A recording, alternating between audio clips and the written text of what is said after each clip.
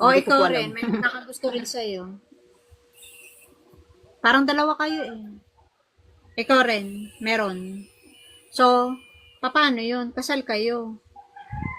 Kung ikaw ang marupok o siya ang marupok, sino ang marupok?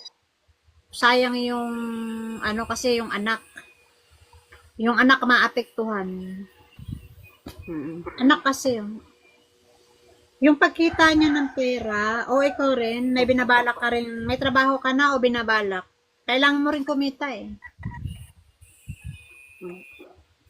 2026 to ah. Wala pang trabaho. Ano yung pinaplano mo? May pinaplano ka Mm. eh, para tama? May pinaplano ka para kumita ng pera din. Pinaplano mo yan. So, ituloy mo. Ituloy mo. Meron po. So, madam, kung natutokso ka o si mister, kasi meron ka rin eh, natetempt ka rin eh. May temptation sa pagsasama nyo. Ikaw at si mister, meron ka rin, madam. So, paglalabanan, ha, para sa pamilya. Ha? Kaya ba?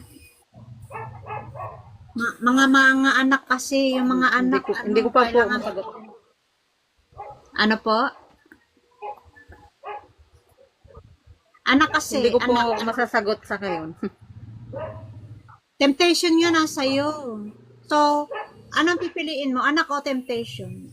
Masisira yung buhay ng mga anak mo. So, baliwala yun? Ah, Hindi mo masasagot kasi nga temptation din yung lumalabas sa bara mo, madam. Ano yung pagganti? Gumaganti ka ba? Gumaganti ka. Pero paano yung mga anak? hindi naman Kasi po. mga anak, ganito yun. May nakikita ka sa partner mo tapos gusto mo ring gawin. Kaya umaamin ka naman na ang maganda sa'yo, hindi ka ipokrita, umaamin ka eh. Maski live tayo rito. Ang dami nanonood, maaari mapanood to ni mister mo. Pero kasi may pinanggagalingan yung sabi mo na hindi mo masabi. Mga hinanakit kasi yun eh. Mga hinanakit.